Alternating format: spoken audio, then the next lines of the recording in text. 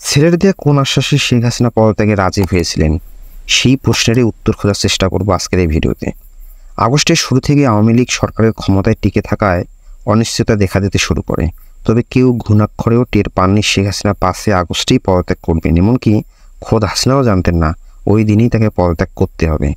পদত্যাগের একদিন আগেও আওয়ামী লীগের মাঠ পর্যায়ের নেতাকর্মীরা জানতেন শেখ হাসিনা আরও কঠোর অবস্থান নিতে যাচ্ছেন। পুলিশ বাহিনীর ধারণা পর্যন্ত ছিল না পদত্যাগের মতো সিদ্ধান্ত নেবেন তিনি।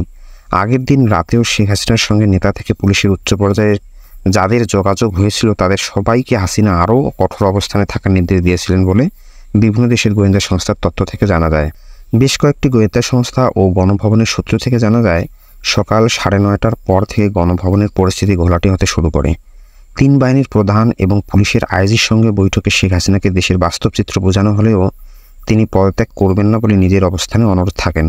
এমনকি বোন শেখ রেহানা বলার পরও শেখ হাসিনা পদত্যাগের সিদ্ধান্ত গ্রহণে একদমই রাজি ছিলেন না। এই অবস্থায় উচ্চপদস্থ কর্মকর্তারা শেখ হাসিনার ছেলে সজীব ওয়াজেদ জয়কে ফোন করে পুরো ব্যাপারটি বুঝিয়ে বলেন। জয় নিজেও শুরুতে পদত্যাগে সায় দেননি।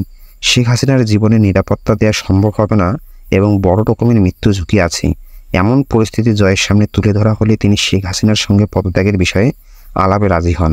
বেশ কয়েকটি সূত্রে জানা যায়, জয়ের সঙ্গে হাসিনার 10 মিনিটের মতো ফোন আলাপ হয়। ওই ফোন আলাপে জয় হাসিনাকে বোঝান যে এই মুহূর্তে গণভবনে থাকা তার জন্য নিরাপদ নয়। আপাতত গণভবন থেকে ভারতের উদ্দেশ্যে যাওয়ার পরামর্শ দেন জয়।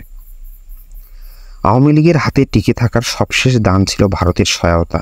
শেখ হাসিনা ভারতে আশ্রয় নিলে সেখান থেকে তিনি পুনরায় দেশে ফিরে আসতে বা রাজনীতিতে সক্রিয় হতে পারবেন এমন আশ্বাসে এবং বেঁচে না থাকলে আওয়ামী লীগের আপাতত হাল ধরার আর কেউ থাকবে না এ শঙ্কায় শেষমেশ ছেলের কথায় পদত্যাগে রাজি হন শেখ হাসিনা।